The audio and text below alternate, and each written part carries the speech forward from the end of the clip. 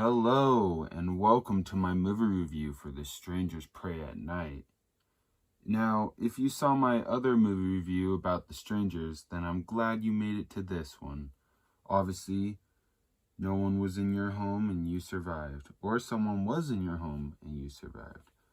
But let's hope no one's lurking around your home this time.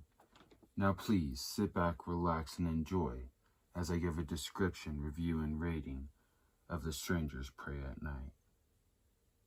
The story follows Cindy, Mike, and their two kids, 17-year-old Luke and 15-year-old Kinsey, as they all go on a family trip to drop Kinsey off at a boarding school. Along the way, they decide to stop and stay the night at a secluded trailer park owned by some family members of theirs. But after encountering a young woman that knocked on their trailer door, things start to get crazy as three strangers in masks show up and attack them all. Now, this family must work together to survive the night against these three strangers. So to start off, one thing that bothered me about this movie was that we don't find out why Kinsey's going to boarding school.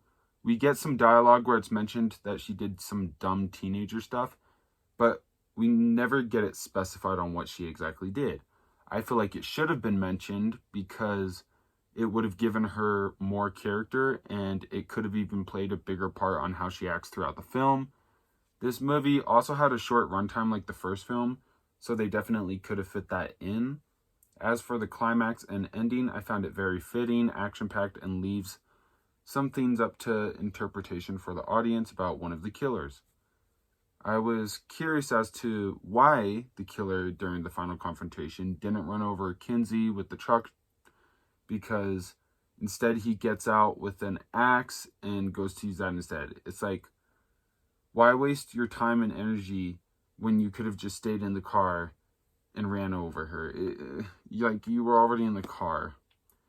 The dialogue, poorly written for the most part, but there are also moments that I did appreciate the dialogue. Cindy and Kinsey, very dim-witted for some reason, but I was still able to connect with all the protagonists throughout the film. Luke and his sister were able to bond and become close again, which was a good development for them.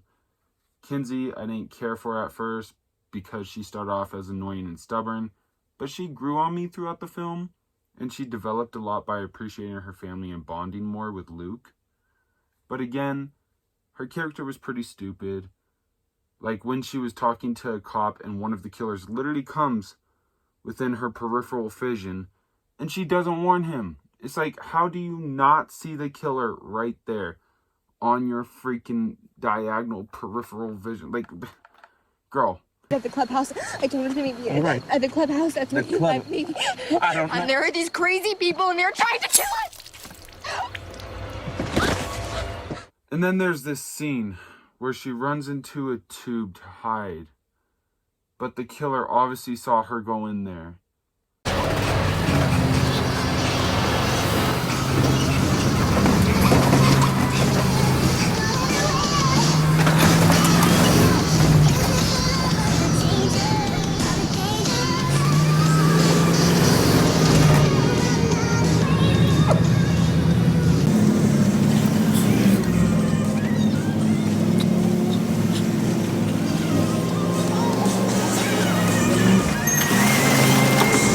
Like, at least Luke and Mike were smart in this movie.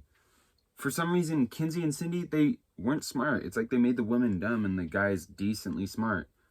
I don't know why, because, like, you got the mom in the bathroom, could have stepped on the sink, survived, you know. And then Kinsey does so many dumb moments. Whereas, like, Mike and Luke, they actually get weapons. They fight back, you know, they're smart about it. There was a moment where I thought Mike was kind of dumb for not leaving his dad right away. But, you know, it's a sentimental moment, you know. It's understandable why he didn't leave right away. I feel like everyone, cast-wise, did good with the roles they were given. I mean, for all we know, it was the dialogue or what they were given that made them dumb. So, I will commend the actors for their roles, especially the killers. But there were a lot of moments where Bailee Madison had some cringy or cheesy scenes. Like when she screams in front of the truck. I couldn't help but laugh at how cheesy it was. Like, so many moments I laughed because of her.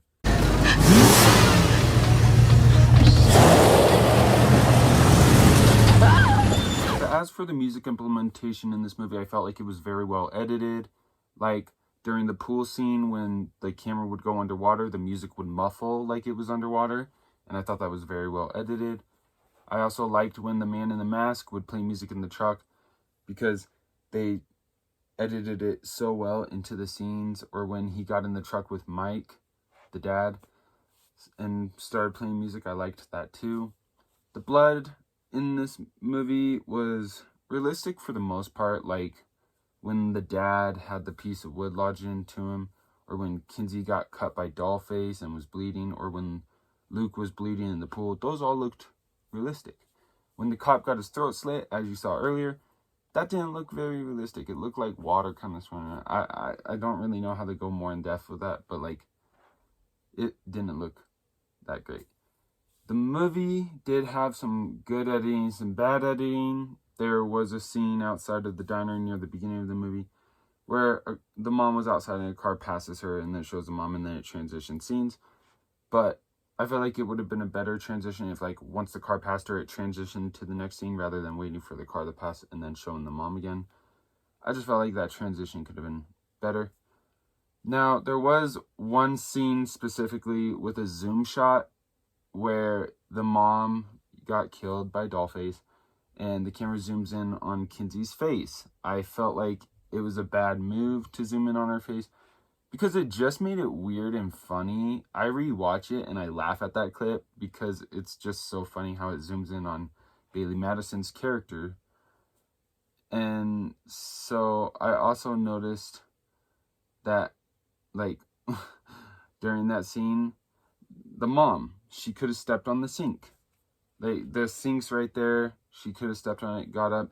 So in this scene I'm about to show you, I want you to notice the zoom in and how it didn't really have to be implemented, but it was. And then also how dim-witted the mom was when she could have just used the sink. Go, run! Oh, you have to run! You have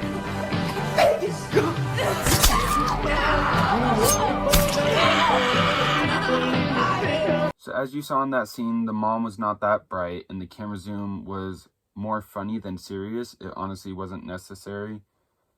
Also, here's another zoom in clip that I thought was ridiculous and also made the movie cheesy. So enjoy this as well.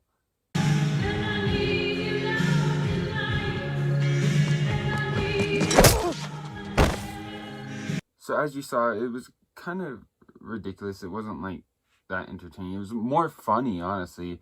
And I feel like they could have just done a different camera perspective or something and made it actually creepy, because this is a horror movie. So I don't know why they didn't just have it like in front of his face and then we see her run behind him. That would have been, scarier. Whereas, like, no, we're all the way back here. Let's zoom in and make this a little funny, So I don't know. It was more funny than serious to me in that point.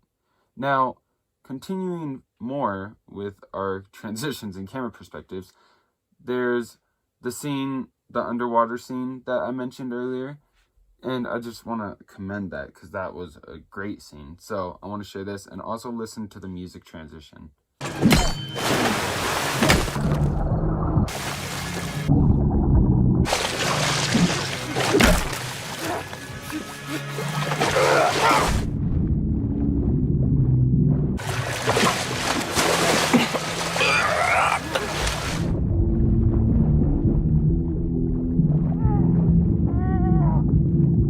So as you saw, the transition and the camera perspective were good in that scene, as well as the music implementation.